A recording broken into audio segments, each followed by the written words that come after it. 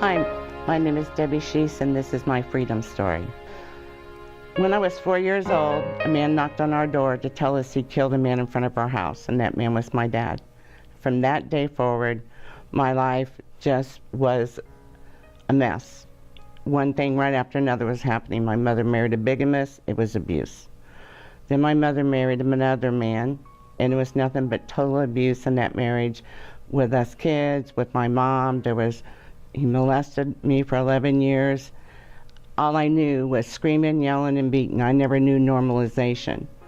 I had to always protect me and my brother and sister. Then I got married at the age of 18 to get away from that situation, which I got myself into a boiling pan, and there was more abuse. I had 2 children from that marriage. I left that marriage when he tried to whip one of my children. I said, you can beat me all day, but you won't beat my kids. From that day forward, I stayed in the car for 2 days with my girls and got my own apartment. I did go through some time of drinking to drown out to try to find happiness. Well, I didn't find happiness in that. Then I met a man, Donnie Sheese, who became my husband, the first man I was ever in love with at that time. There was adultery in our marriage, but I tried to file for divorce and he wouldn't accept it.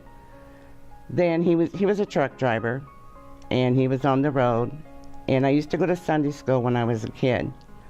But at that time, going to Sunday school, you're laughing, talking to your friends. It was nothing. I didn't make a commitment to Christ. I didn't even know, I thought I made one, but I never heard no one to feed me the Word of God or tell me about Jesus.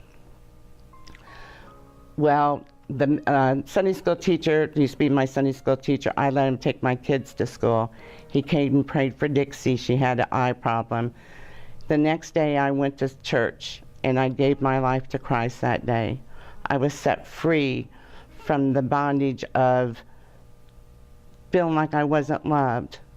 Not, feeling like you're loved by a person, but feeling like you're loved from Jesus is something totally different. Then in 1986, I lost the love of my life. He went home to be with the Lord. I went through a time of being a widow, trying to raise my kids, trying to do what God wanted me to do. I was always hustling and bustling. There had come to a part in my life I never really had set myself free from grieving. I'd never allowed myself to grieve. And so I became angry at God, angry at every person ever done me wrong. Not the person I was. I've always had a heart to do anything for anybody, but I became this bitter woman.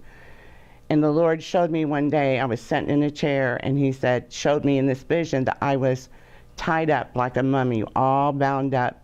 And all these people that had hurt me and done anything to me, they were going about their business, just laughing and having a good time.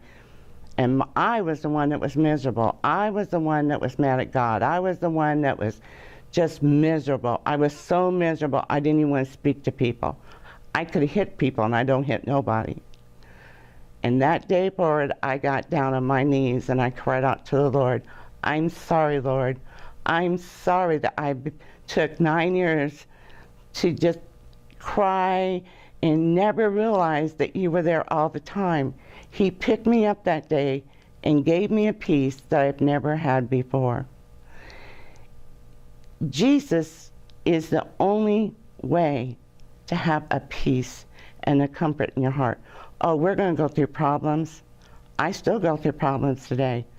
But when they get rough, I always try to remember Exodus 14:14. Be calm, stand, do not fear, and let the Lord do the fighting for you. Jesus is the only way to be set free from anything.